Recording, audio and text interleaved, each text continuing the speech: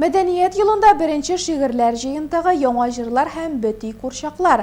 Дуслык Дружба Туслак район газетасы редакциясе каршында эшләп килүче Нурлы як берләшмәсе үзенең чираттагы утырышын үткәрде. 20 елга якын эшләп килүче иҗади берләшмә әгъзаларының мәдәният елына планнары зурдан. Күптән түгел безнең авылга Габделбар абый Резванов килгән иде. Ул минем шигырьләрем белән танышты. Күпмесендер алып китеп атам Татарстан газетасында чыгарды. Һәм инде китап чыгарга киңәш бирде. Без аның белән моның өстендә эшлибез хәзер. Тиздән, Алла теләсә, Фәрештәле бөртек дип аталачак исеме. Исәп бар чыгарга. Нурсина Биктимирова берләшмәдә сирәк кунак. Гәрчә шигырьләр язу белән күптәннән мавыкса да, иҗади эшне яңа Әмзә мәдәният йортында режиссер вазифасы белән бергә алып бара. Тәүге шигырьләр җыентыгын бастырып чыгару үзе өчен генә түгел, нурлатлылар өчен дә мәдәният елында зур бүләк булыр дип ышана. Гомумән, Нурлы як берләшмәсе 2014 елны вакыйгаларга бай һәм иҗатчылар өчен истәлекле итүгә исәп тота. Быел мәдәният елы бит инде без менә музей җитәкчесендә, Кариев исемендәге музей җитәкчесендә чакырдык. Без онытылган исемнәрне барларга җыенабыз. Мәдәни менә бик матур җырлаучыларыбыз бар иде. Бик матур. Арабызда безнең районнан чыккан артистлар бар иде. Мәшһүрләрнең исемнәрен барлап, алар турында язмалар бирергә тырабыз. Әлбәттә, быел бик зур теләгебез бар. Менә бүгенге әдәби кичешләрнең тагын чираттагы басмасын, безнең Нурлат йолдызлыгы дигән бер басмабыз чыккан инде.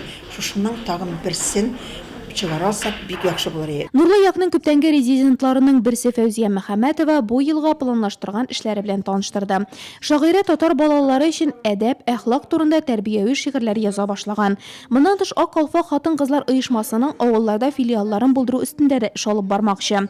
Әҗирле композитор Сәмигулла Рәхмәтуллин үзенең әле күптән түгел генә иҗат иткән җырларын берләшмә әгъзалары хөкеменә тәкъдим итте. Шулай да утырышның иң кызыклы мизгилләренең берсе ул бөти курчаклар белән булгандар. Балалар иҗаты үзәге укытучысы Әлфирә Карымованың берләшмәгә беренче тапкыр чакырылуы.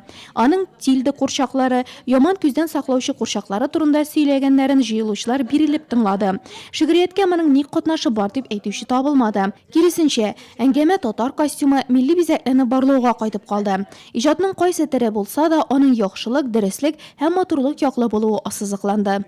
Мәйдан эшләренә кара сырган, баткан халык кара Кырымга, кара мәйдан аша үтеп, якты юлга ничек барырга, туганына туган каршы чыгып, кан кыйлган кара мәйданда, ак күлмәген кигән галстуктан эндәүчеләр йомшак диванда. Кемнеңдер бөтенләй белмәгән кешеләрнең шигырен ишетәбез, сүзен ишетәбез, ул бит безнең йөрәккә кереп кала. Шулай аңа күрә башка кешеләрнең дә йөрәгенә кереп калыр иде дип уйлыйм мин. Гөлсирә Әхмәтшинада Нурлы якта беренче тапкыры тәүге шигырьләренә Германиядән кунактан кайтканда кырда үсеп утыручы ромашкалар илһамландыра. Табигать матурлыгы белән хозурланудан башланган шигырьләре катлаулырак, җитдирәк темаларга күчә.